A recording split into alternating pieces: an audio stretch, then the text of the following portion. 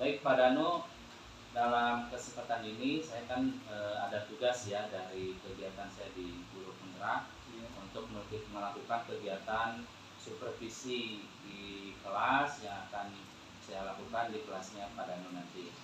Nah, prosesnya ada 3 tahapan, yaitu ada pra-observasi, observasi, dan pasca observasi. Nah, diskusi kita saat ini kita masuk ke tahapan pra-observasi sebelum saya melakukan observasi di kelasnya Pak Danu. Untuk kegiatan pra-observasi ini ada beberapa hal yang ingin saya tanyakan terkait kegiatan pembelajaran yang akan dilakukan oleh Pak Danu.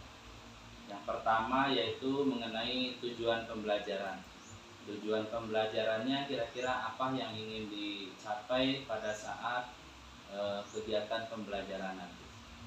Nah, baik, untuk tujuan pembelajaran yang ingin dicapai untuk kali ini ada 3. Yang pertama, siswa mampu mengidentifikasi jenis-jenis perubahan wujud benda.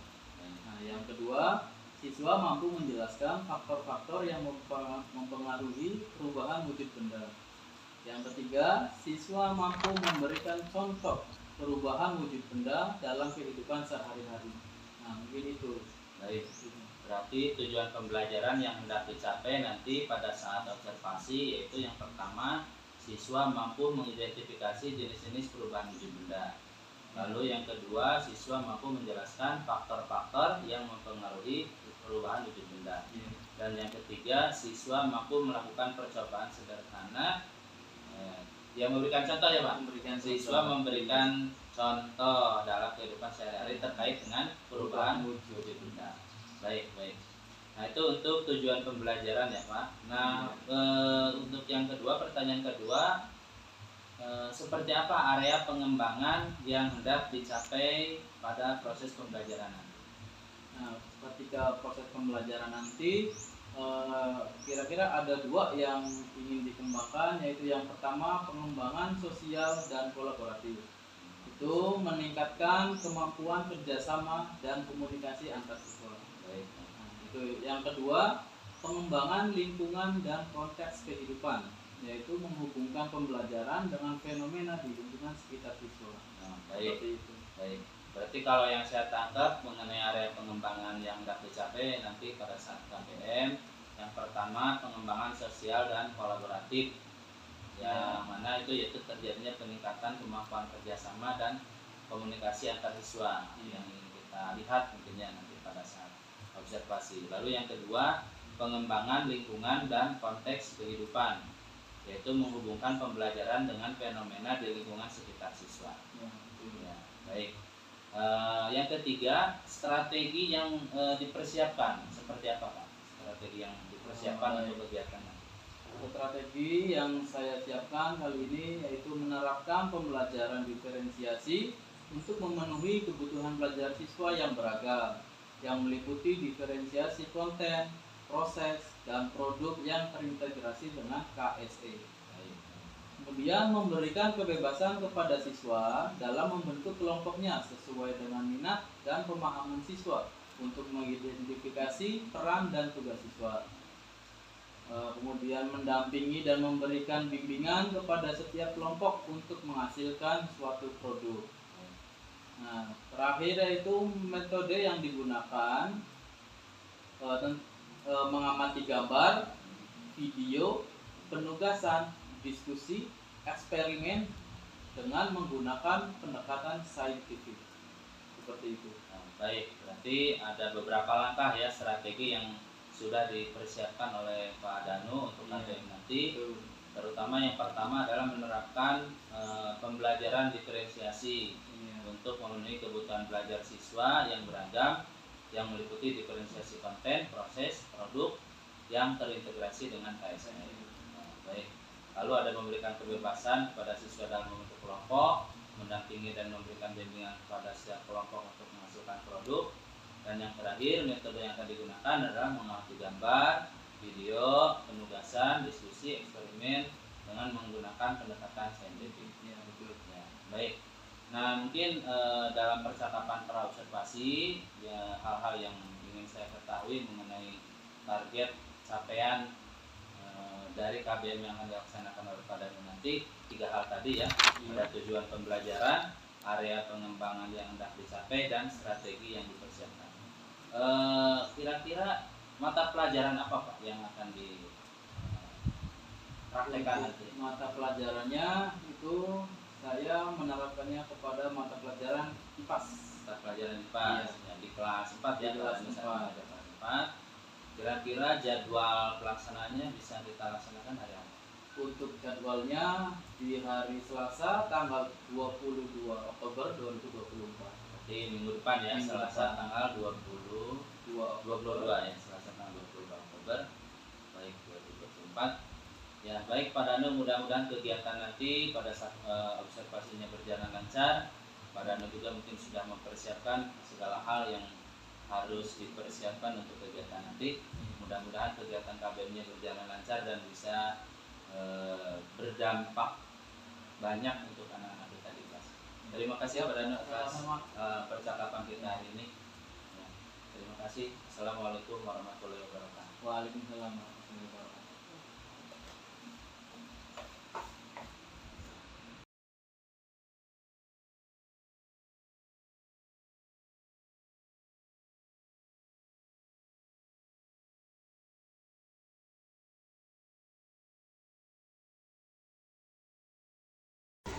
Selamat pagi anak-anak. Sebelum mulai pembelajaran, alangkah baiknya kita berdoa terlebih dahulu. Ketua kelas Panji, silakan pimpin doanya.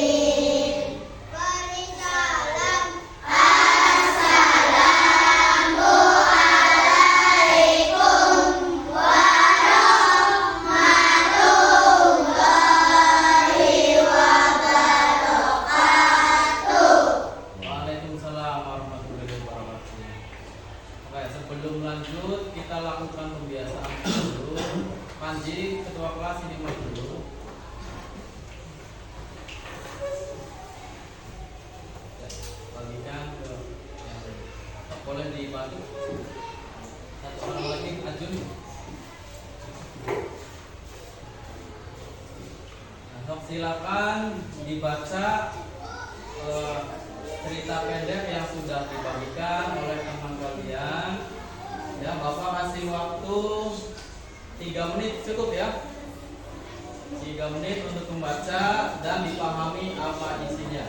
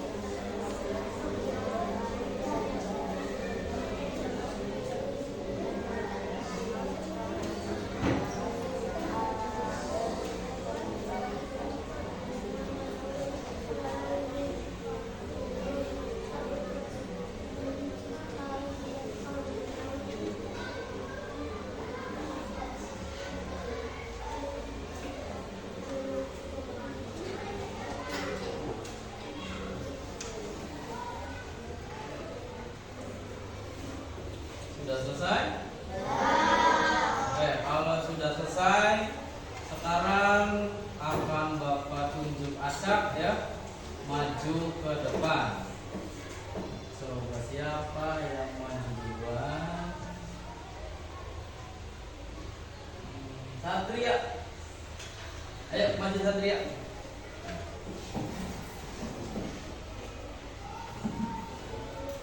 Bawa kertasnya.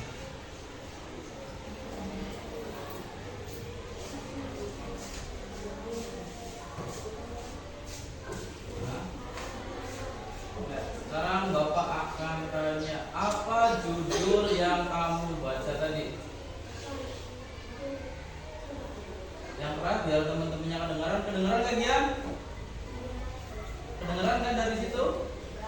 Coba sekali lagi apa? Oke, judulnya Panda yang Ingin Terbang. Nah, sekarang ceritanya isinya tentang siapa yang ingin terbang. Panda. Oke. Pak, di sini pandanya belajar untuk apa?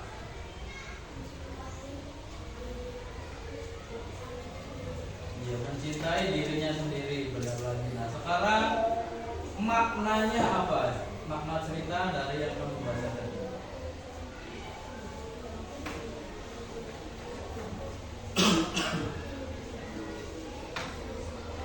Apa? Lupa? Nah, lupa. Duduk lagi. Oke, tadi Satria sudah mencoba ya, maju menjawab.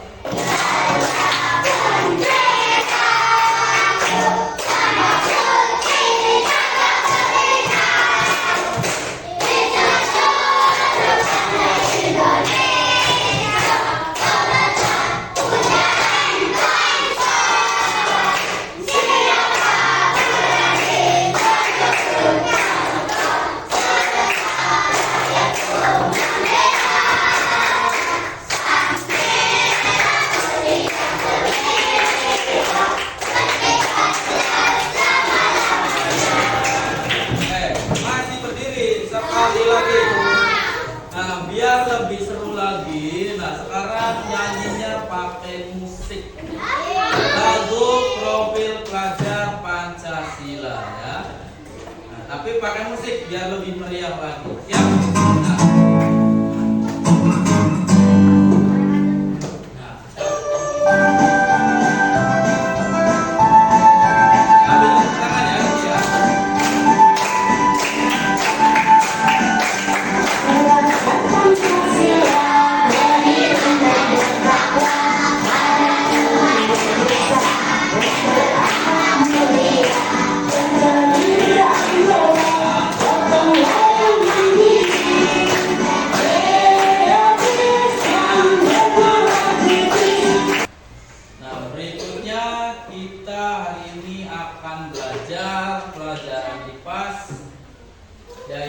tentang apa? Wujud zat dan perubahannya. Nah, sekarang ada sebuah pertanyaan. Siapa yang pernah melihat es batu mencair atau air mendidih? Angkat tangan. Sebentar, Bapak lihat dulu. Oke, semuanya berarti pernah melihat semua. Nah, Bapak mau tanya, pernah lihatnya di mana? Di rumah, di dapur, di mana lagi? Di luar rumah. Di luar rumahnya di mana? Di halaman rumah. Oke, berarti sudah tahu ya bagaimana es batu mencair atau air yang didih. Berarti sudah pernah lihat semua ya? Oke. Nah, sekarang tujuan pembelajaran kita hari ini yaitu yang pertama, siswa mampu mengidentifikasi jenis-jenis perubahan wujud benda. Yang kedua, siswa dapat menjelaskan faktor-faktor yang mempengaruhi perubahan wujud benda. Yang ketiga, siswa mampu memberikan contoh perubahan wujud benda dalam kehidupan sehari-hari. Nah, nanti kita akan menonton video lagi tentang perubahan wujud benda. Nah, kalian simak baik-baik dan perhatikan ya. Siap? Kita mulai.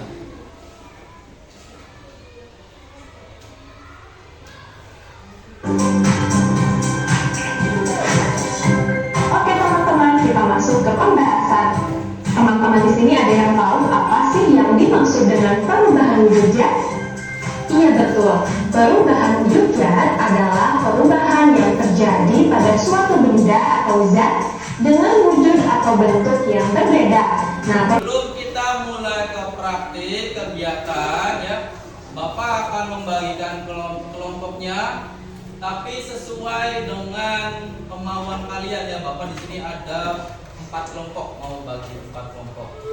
Nah, yang pertama ada kelompok visual atau gambar. Nanti yang suka menggambar boleh gabung ke kelompok visual gambar ya.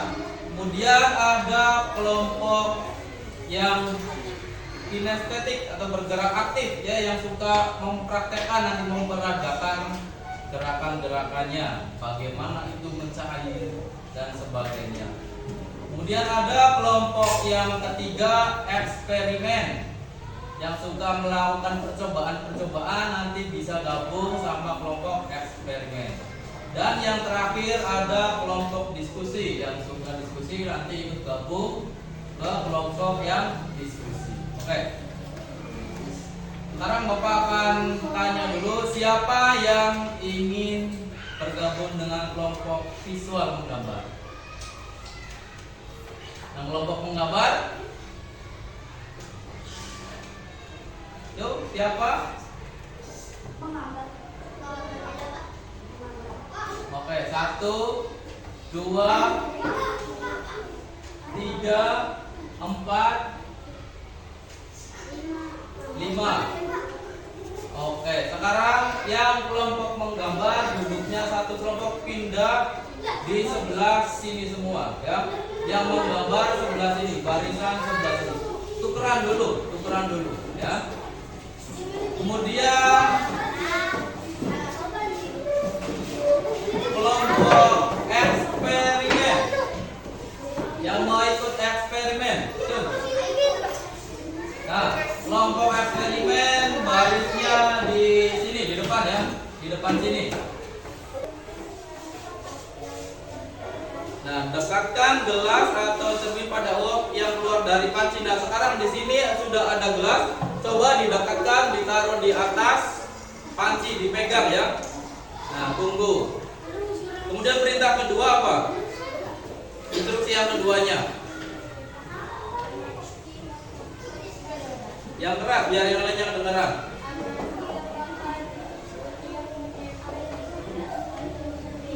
Nah, kemudian tunggu, diamati apakah ada embun yang menempel di pinggiran gelasnya. Tunggu, ya. Apakah ada yang menempel? Jangan digoyang-goyang terus. Panas tidak? Nah, oke, sambil dipegang sambil menunggu ya. Oke, apakah praktek mengembunya berhasil? Ketika ada embun yang menempel di luar gelas, berarti nanti prakteknya berhasil. Sekarang kita tunggu, kita buktikan bersama. Oke, coba dilihat sebentar, apakah sudah ada? Apakah berair di luar gelasnya? Coba lihat. Oh ya, ini sudah ada ya. Coba dikasih tunjuk ke keliling biar tahu semua. Apakah benar dibuktikan? Apakah ada airnya menempel di pinggiran gelas? Kalau ada berarti berhasil. Oke, keliling dikasih lihat semua biar tahu.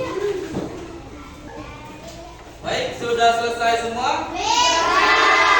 Kalau sudah, silakan dikumpulkan semua. Dikumpulkan semua ke depan. Dikumpulkan dari sesuai kelompoknya masing-masing. Sesuai kelompoknya masing-masing dijadikan satu dulu. Per kelompok dijadikan satu dulu, satu kelompoknya.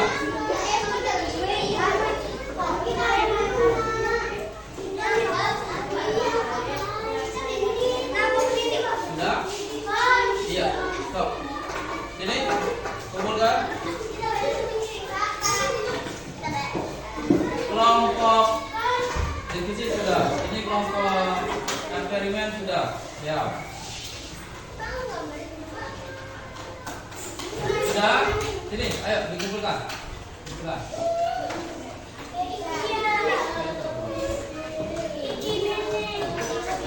Ayo, 3 kelompok yang menggambar. Ayo, kumpulkan. Ayo Panji. Panji, ayo. Masih belum? Oke, sambil menunggu kelompok yang menggambar ya, kita akan presentasi dulu. Yang maju dari kelompoknya Ajun. Siapa yang mau maju? Yang mau majunya siapa? 1 orang, 2 orang boleh? Oke, untuk nama kita selesai. 2 orang boleh maju ya. Nah, tadi mana ini ya? Bagian bawah. Presentasi di depan. Sok nanti, semua nanti dibantu.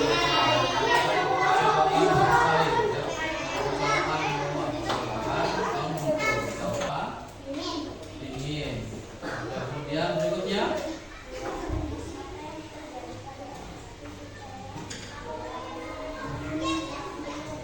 apa?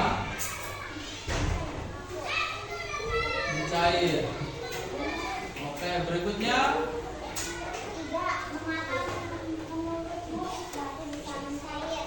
kenapa? Iya. Terus berikutnya percobaan menguap. Jadi mencair sudah, kemudian percobaan menguap. Bagaimana?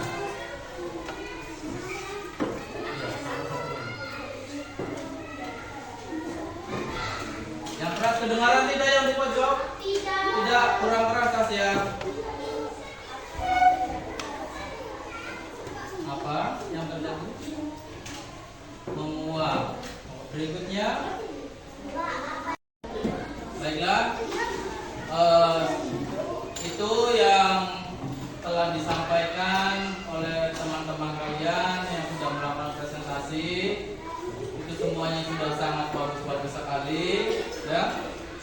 Untuk kedepannya dipertahankan ya, dan dikembangkan lagi bagaimana melakukan presentasi agar lebih baik lagi penyampaiannya.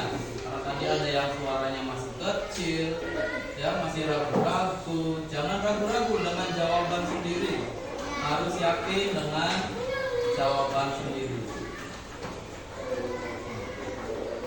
Baik, untuk kegiatan hari ini cukup sekian ya. Jadi dari materi yang telah disampaikan tadi, ada berapa perubahan wujud benda semuanya? Ada 6. Yang pertama mencair, yang kedua bentuk, yang ketiga yang keempat yang kelima, yang keenam. Bagus. Nah, semua perubahan wujud itu bisa kita temui dalam kehidupan sehari-hari, dan telah kalian praktekkan tadi. Kita di sini praktek bersama.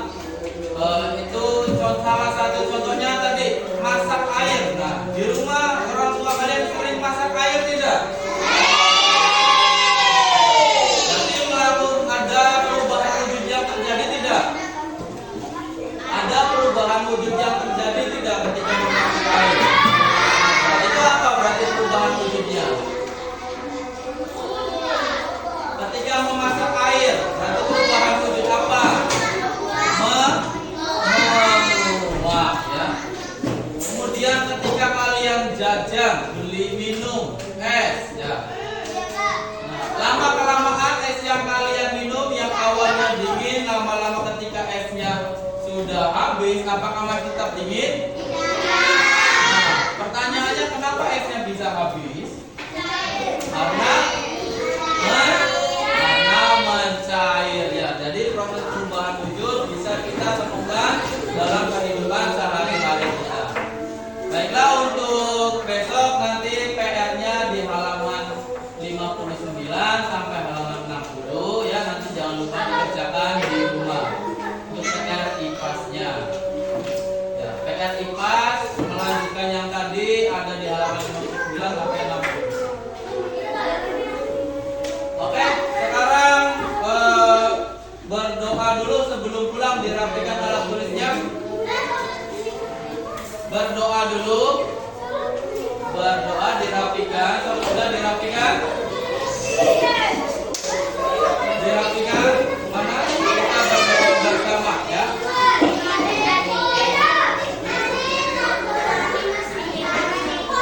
Kalau mau pulang jangan ribut, duduk yang rapi, yang tertib ya.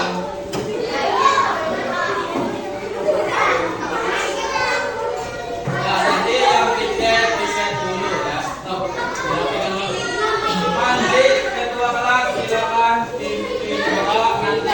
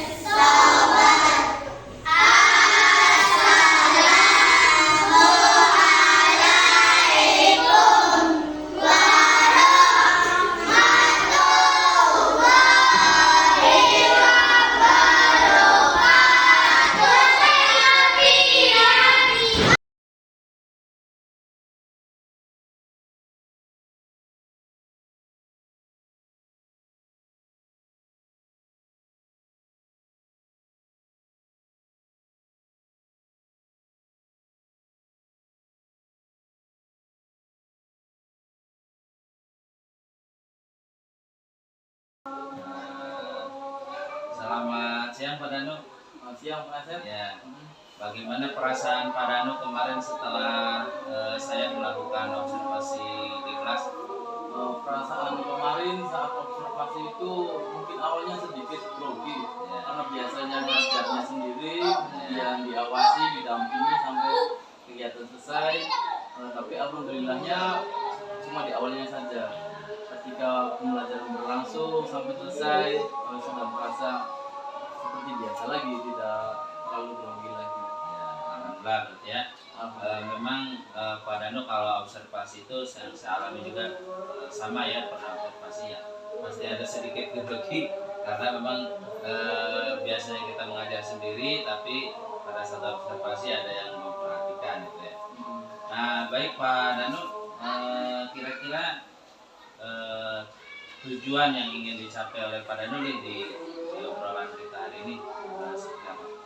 Tujuannya sih agar bisa merefleksikan, kemudian harapannya ada umpan balik nanti untuk diri sendiri. Jadi nanti ada refleksi untuk pembelajarannya bagaimana, ketika didampingi oleh Pak Asep ketika sedang mengajar, dan berharap ada umpan baliknya juga.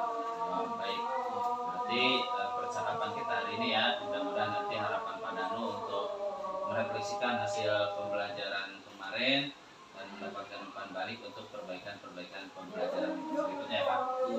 Menurut Pak Danu nih, kegiatan pembelajaran kemarin sudah sesuai nggak dengan rencana yang sudah ditetapkan? Kalau menurut saya sih sudah sesuai dengan rencana dan tujuan yang sudah direncanakan. Menurut Pak Danu sudah sesuai ya.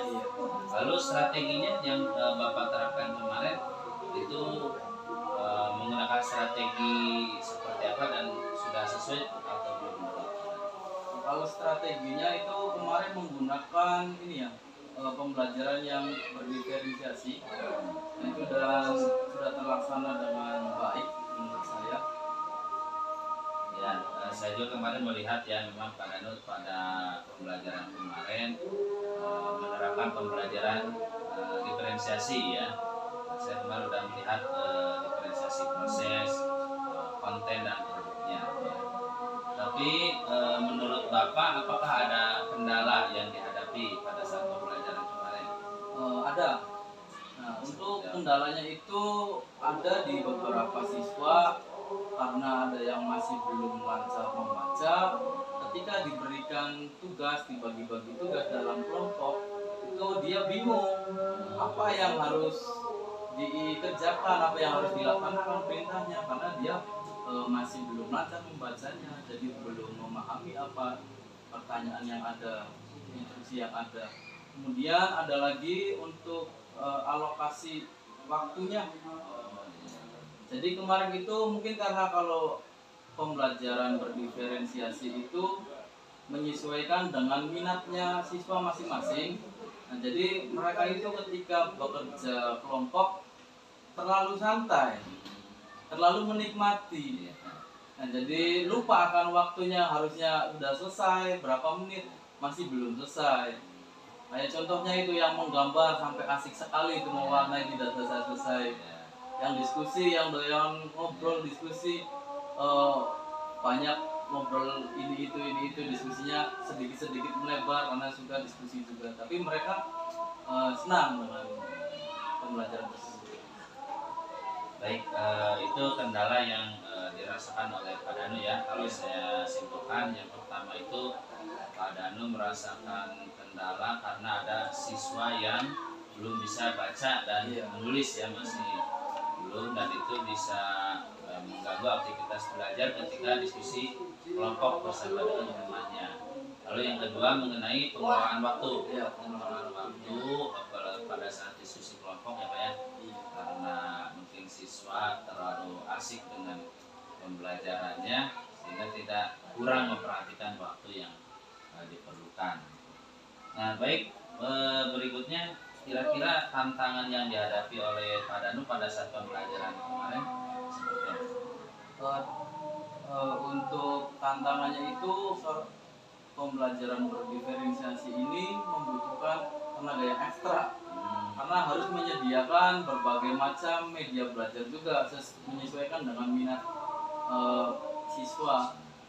Harus menyiapkan banyak hal, misalkan contoh yang kemarin yang sudah dicoba itu eksperimen, mempersiapkan alat-alatnya, membuat daftarnya, kemudian untuk LKPD-nya juga tidak hanya satu, membuat beberapa lagi menyesuaikan sesuai minat siswa. Baik, berarti tantangan yang dirasakan oleh Pak Dano yaitu memerlukan persiapan ekstra untuk melakukan pembelajaran berdiferensiasi ya. Iya. Mengingat pembelajaran berdiferensiasi itu harus memperhatikan semua kebutuhan murid sesuai dengan gaya atau minat belajarnya masing-masing. Nah baik Pak, kira-kira dalam menghadapi tantangan ataupun kendala-kendala tadi yang Pak Dano hadapi, kira-kira bentuk aktivitas pengembangan diri apa yang bisa Pak Dano lakukan? Untuk perbaikan depannya mungkin saya akan mencari berbagai referensi lagi, sekiranya bagaimana pembelajaran diferensiasi itu dilakukan dengan baik dan lebih optimal lagi agar hasilnya nanti lebih maksimal kepada siswanya. Ya, baik, luar biasa. Berarti Pak Dano sudah mempunyai gambaran ya, sedikit gambaran bagaimana mencari solusi untuk menyelesaikan kendala-kendala ataupun tantangan yang Pak Dano hadapi tadi, misalkan tadi dengan cara mencari referensi bagaimana penerapan bisa lewat webinar, ya, atau dengan rekan sejawat. Barangkali ada teman-teman kita yang sudah mencoba, mungkin sudah lebih baik. Nah, mungkin saya akan diskusi dengan berkolaborasi dengan ya. Baik Pak. Nah dari aktivitas pengembangan diri tadi yang sudah Bapak sebutkan beberapa hal tadi, kira-kira tujuan yang ingin dicapai oleh Pak Dano dari pengembangan diri tersebut seperti apa? Untuk pengembangan diri ini tujuannya kedepannya agar pembelajaran berdiferensiasi ini bisa lebih baik lagi. Untuk apa? Biar lebih ideal lagi. Seperti apa gitu ya? Iya. Baik, berarti tujuan dari pengembangan diri yang Pak Dano akan lakukan nanti ya tadi seperti awal memang bagaimana kita menerapkan pembelajaran berdiferensiasi yang ideal untuk anak-anak. Iya, agar lebih senang dalam belajarnya, agar lebih senang, lebih aktif. Nah, kira-kira nih siapa yang bakal membantu Bapak untuk mencapai tujuan tersebut? Untuk yang membantu saya bisa dari teman sejawat ya, karena tadi kemarin juga sudah ada yang pernah nyoba pembelajaran berdiferensiasi itu. Kebetulan kemarin juga saya belum tuntas diskusi dengan teman sejawatnya. Nah, jadi mungkin untuk setelah mencoba sendiri ternyata ada yang kurang nih, apa nih? Nah itu nanti saya akan coba diskusi dengan teman sejawat lagi. Dan untuk fasilitasnya juga mungkin nanti akan saya bicarakan dengan kepala sekolah biar lebih lengkap lagi untuk mendukungnya, mendukung proses pembelajarannya. Maksudnya untuk fasilitasnya bisa disediakan dari sekolah biar siswa itu tidak usah repot-repot membawa dari rumah lagi. Iya, karena ada juga yang mengeluh orang tuanya tuh Pak harus bawa ininya nggak ada Pak, gimana boleh nggak pakai yang lainnya? Nah itu kadang di rumahnya juga membingungkan itu untuk orang tuanya. Jadi alangkah baiknya sih nanti untuk peralatan atau dan sebagainya media-media disediakan dari sekolah. Itu akan saya coba diskusi dengan kepala sekolahnya. Dan untuk kepala sekolahnya juga semoga bisa memotivasi guru-guru yang lain dengan apa yang saya lakukan nanti. Baik, luar biasa sekali. Mungkin rencana-rencana yang ingin dilakukan oleh Pak Dano dengan kolaborasi dengan rekan sejawat dan meminta dukungan dari Bapak Kepala Sekolah khususnya dalam fasilitas-fasilitas pembelajaran yang khususnya dalam penerapan pembelajaran berdiferensiasi ini ya. Baik, nah kira-kira kapan nih waktunya nih bisa Bapak mulai untuk melaksanakan rencana-rencana yang sudah ditentukan? Melaksanakannya saya akan mulai dari sekarang karena membutuhkan proses ya dan waktu juga. Jadi saya akan mulai dari sekarang dan beberapa bulan ke depan. Ya baik, berarti Pak Danu sudah mempunyai gambaran ya dari mulai rencana, terus harus kolaborasi dengan siapa, Iya. terus waktunya juga kapan, itu udah punya gambaran ya. Dan apa yang Pak Danu rencanakan untuk perbaikan pembelajaran yang sudah dilakukan kemarin bisa tercapai ya. Dan saya juga nanti mungkin mengharapkan ada obrolan lanjutan ya, bagaimana nanti hasil dari perubahan-perubahan yang akan Pak Danu lakukan ya. Nah, berikutnya nih, bagaimana nih sekarang perasaan Pak Danu nih setelah diskusi hari ini? Setelah diskusi dengan Pak Asep, mungkin ini ya, apa yang kemarin saya laksanakan di kelas, melakukan pembelajaran tersebut dengan kekurangan-kekurangan yang ada, dengan menjadi lebih ini lagi, Terserahkan gitu ya. ada sedikit gambaran tentang bagaimana menerapkan yang lebih baik lagi tentang pembelajaran berdiferensiasinya. Baik, alhamdulillah berarti percakapan kita hari ini sudah membawa pencerahan lah ya, gambaran dari apa tadinya yang Pak Danu, keluhan-keluhan yang Pak Danu rasakan, kendala-kendala yang Pak Danu rasakan pada saat pembelajaran kemarin. Saat obrolan hari ini Pak Danu bisa menemukan sendiri bagaimana caranya agar pembelajaran itu bisa lebih baik lagi. Kira-kira ada yang bisa dibicarakan lagi Pak Danu? Cukup untuk sekarang. Paling nanti ketika melaksanakan lagi untuk kedepannya, saya akan meminta waktu Pak Asep lagi untuk melakukan coaching lagi. Ya, siap. Bisa Pak Asep? Insya Allah siap Pak.